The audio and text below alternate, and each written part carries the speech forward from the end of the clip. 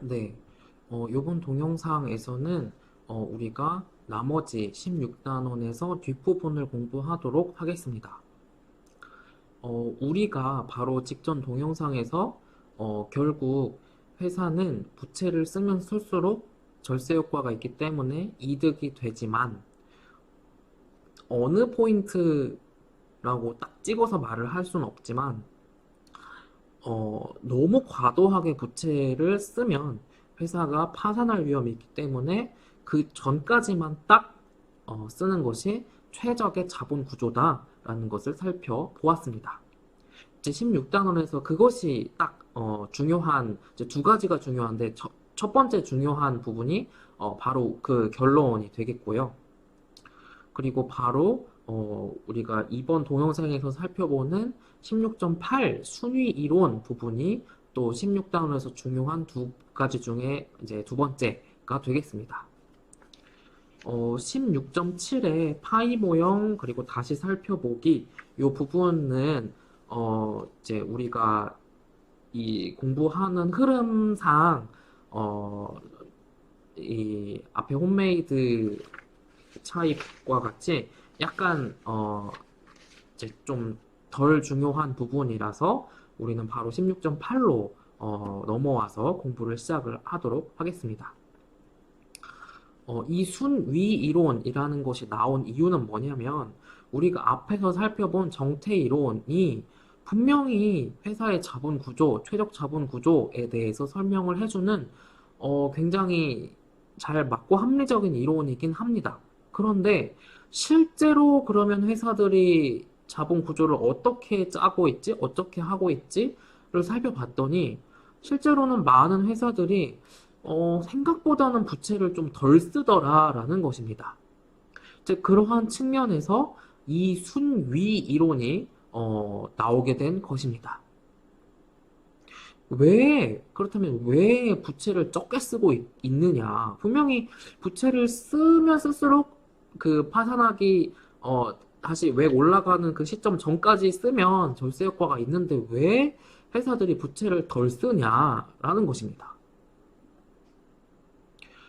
이 순위 이론은 영어로 패킹 오더 시오리라고 하는데 뭐냐면 순위 이론에 따르면 회사는 제일 첫 번째로 자금이 필요할 때 뭐를 우선 쓰게 된다? 회사 내부에 있는 유보 자금, 유보해 놓은 자금을 가장 우선 끌어다가 쓰게 된다라는 것입니다. 왜 그렇게 써요? 아니, 주식이든 채권이든 발행하려면 우리가 발행 비용 든다고 봤죠. 그러니까, 그리고 회사에 이미 유보된 비용이 있으면 굳이 외부에서 주식이나 채권을 통해서 자본을 끌고 시간도 걸릴 테고 비용도 들고 하는데 그렇게, 할 필요가 없겠죠. 내부에 유보된 자금이 있으면. 그렇다 보니까 회사들이 우선은 가장 첫 번째로는 자금이 필요하면 내부 자금을 쓰더라라는 것입니다. 그리고 예시를 통해 살펴보면 구글의 모회사인 알파벳의 경우에도 지금 거의 총 자산 중에 반이나 현금성 자산으로 갖고 있는 거죠. 그러니까 내부 자금으로 갖고 있는 거라고 볼 수 있겠습니다. 그러니까 알파벳이, 그러니까 구글이 자금을 조달을 한다라고 하면 채권이나 주식 발행 안 할 거고 우선 내부 자금 그냥 쉽게 먼저 갖다가 쓰게 되겠습니다. 그리고 이거는 우리가 앞에서 15단원에서 배웠던 것과 연결되는 경우인데 내부 자금을 쓰려고 봤더니 가장 쓰는 게 쉬우니까 내부 자금을 쓰려고 봤더니 내부 자금이 모자라 혹은 충분하지가 않아. 외부에서 그래서 어쩔 수 없이 자금을 조달을 해야 되겠어. 그러면 두 가지 선택지가 있어요. 주식을 발행을 할래? 아니면 채권을 발행을 할래? 이거에 대한 답은 우리가 이미 15단원에서 공부를 한 바 있죠. 성진이, 뭐라고 우리가 15단원에서 공부를 했었죠? 쉽게 생각하면 이렇게 생각하면 된다고 말씀드렸었죠. 이거, 창업자가 생각을 하기에 아이템이 대박 날 거야. 성공 확률이 99.9%야. 누가 봐도 객관적으로 성공 확률이 99.9%야.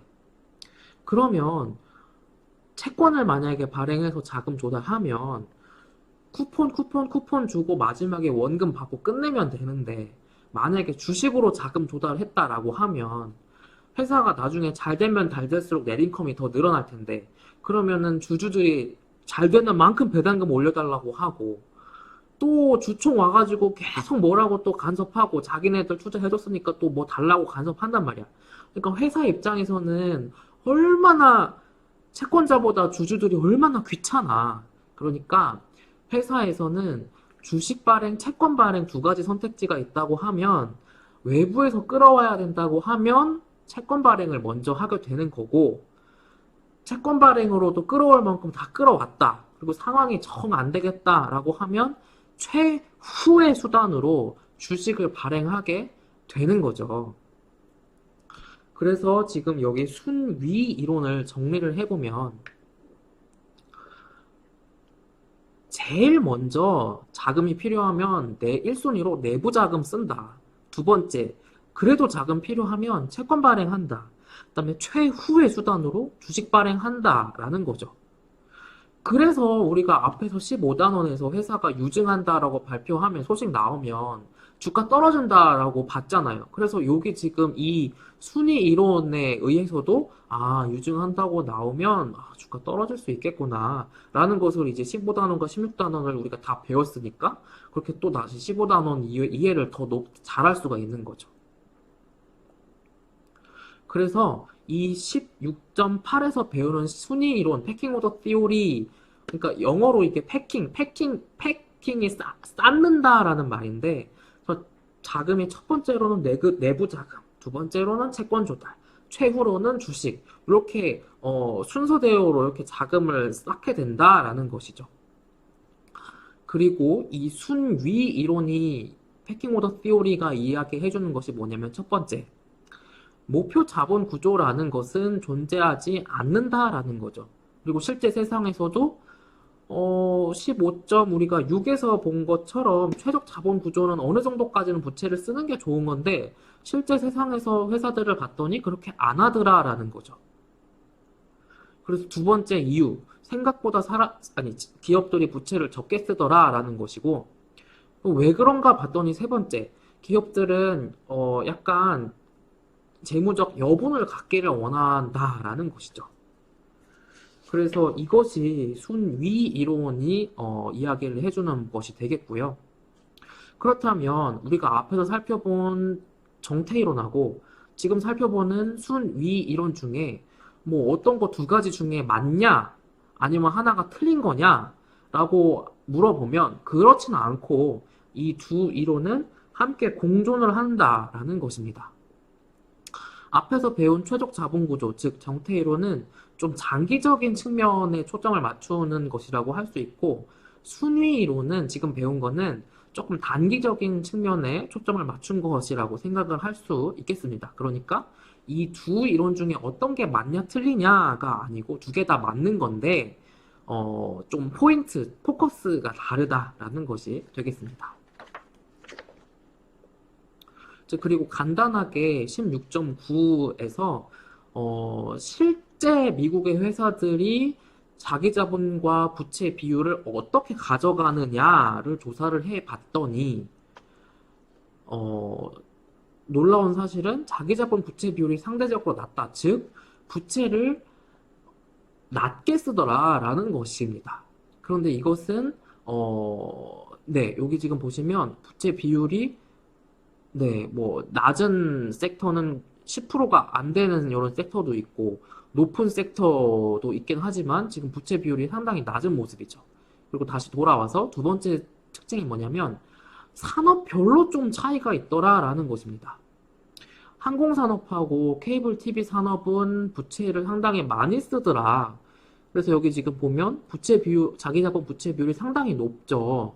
아무래도 항공기를 리스로 쓰는 그런 경우가 많기 때문에 항공산업은 부채 비율이 높은 것 같습니다. 그래서 이렇게 실제 산업을 봤더니 첫 번째, 자기 자본보다 부채를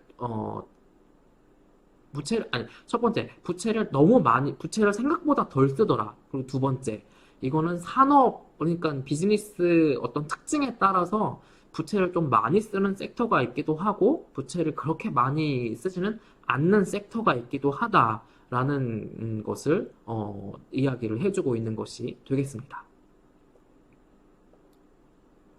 제 16.10에서 마지막으로 우리가 파산 혹은 회생에 대해서 살펴보도록 하겠습니다. 여기를 먼저 보시면 회사가 그래서 만약에 뭔가 좀 회사가 잘 안 됐어. 물건도 잘 안 팔리고 서비스업이라면 이제 매출도 잘 안 나고 그래서 회사를 파산을 하게 됐다. 그러면 두 가지 선택이 있습니다. 파산을 한다고 하더라도 회생을 할 수 있는 방법이 있고 그렇지 않고 이 회사 이거 계속 기업으로 가기보다 그냥 다 현금화 한 다음에 채권자들이랑 주주들이랑 다 그냥 나눠주고 회사 쪽내는 게 낫겠다라고 판단이 나면 회사를 아예 청산, 즉 리퀴데이션을 할 수 있겠습니다.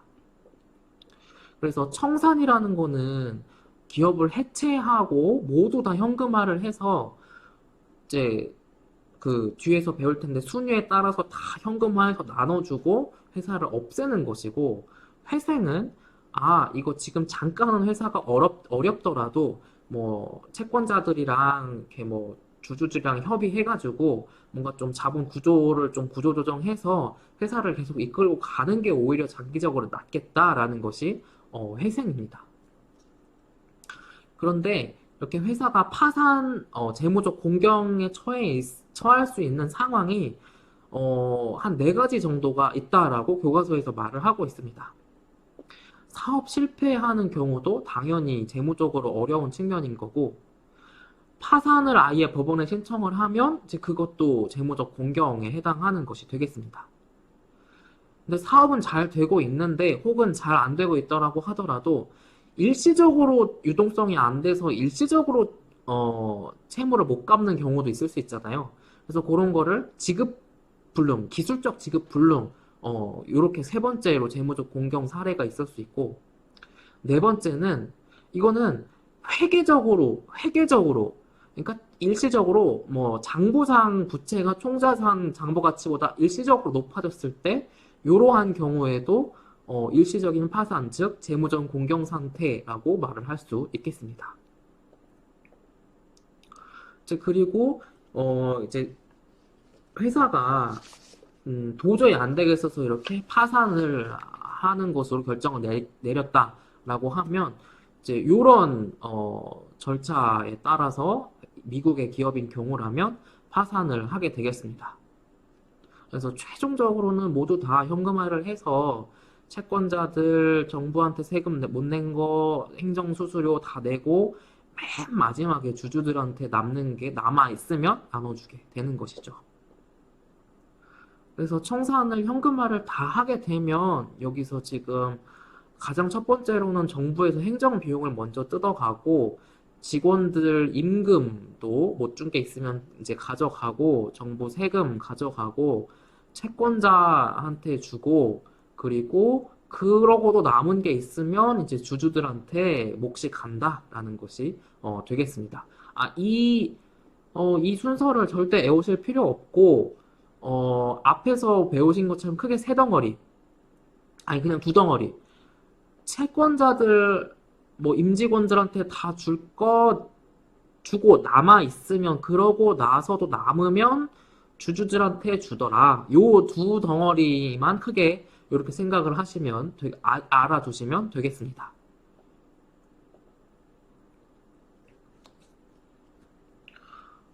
그리고 근데 실제 세상에서는 이제 앞에 우선순위라는 것을 뭐 APR이라고 근데 이것도 APR이라고 한다라는 것도 이렇게 아실 필요는 없고, 근데 현실에서는 대부분 협상에 의해서 우선순위가 결정되는 경우가 많다라는 요 어떤 부수적인 측면도 한번 알아두시면 되겠습니다. 이제 그렇지 않고 회사를 회생을 하기로 한다라고 하면 이제 요런 절차에 의해서 미국 기업이라면 회생을 하게 되더라 라는 것을 교과서에서 이야기해주고 있습니다.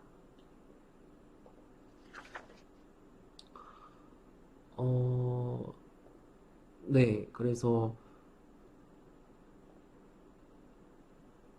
우리는 이렇게 마지막으로 16.10에서 회사가 파산을 하게 되었다. 그러면 청산을 하거나 회생을 하거나 이렇게 두 가지 선택지가 있다라는 것에 대해서 뭐 어떤 절차나 아니면 우선순위에 대해서 조금 살펴보았고요.